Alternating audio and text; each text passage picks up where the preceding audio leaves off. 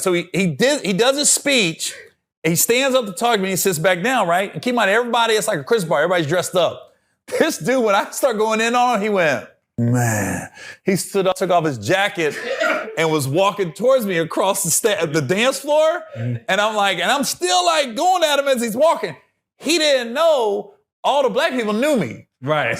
Them brothers rushed him. When I say, and anybody was in Cincinnati at this Procter & Gamble event will vouch for this, they picked, like 4 brothers picked him up and his feet was moving off the ground and carried him out of the room. And you heard the brothers snapping on him in the hallway. Like, motherfucker, we hired him for this. How dare you come up? And he didn't even work there. He was like some girl's boyfriend. So he had no clue that they hired me to do a show like this. And then he tried to stand on business and he was lost. He was so confused because he thought all the black people was gonna be on his side. I appreciate that. They was like, man, you don't sit your ass down. Now, that brings me to something very interesting. Are you, when you're in a room full of white people, are you the blackest person there, or do you have to code switch? Like, do you have to switch up and be like, oh, nah. It's never happened. I'm not around white people. I'm just kidding.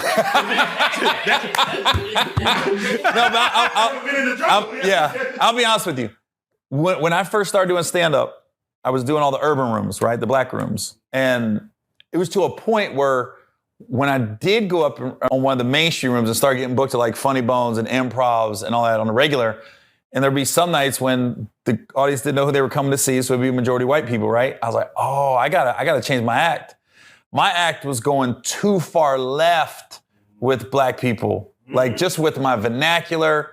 I want to make sure I never want to be that comic. And really, people really watch my act. They see, I'm not saying putting down white people and saying white people dance like this, black people eat fried chicken, white people got good credit. I don't do jokes like that, right? So I'm very careful in how I word my jokes. So I realize a lot of my jokes, like these white people aren't getting it and they're not feeling me.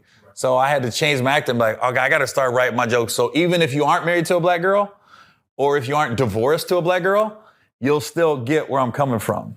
So do white women hit on you? And if they do, like what's your response? Like, what's that? Do white women hit on you? And if they do, like what's your response? Like you like move. Nah, they be like, you gotta try it. No, they be like, you gotta try. My boy said it was so much fun. He goes, white girls come up to you with so much hope and you just look right through them. You're like, Wait. Hold on. Like I'm just looking around like, we can be friends.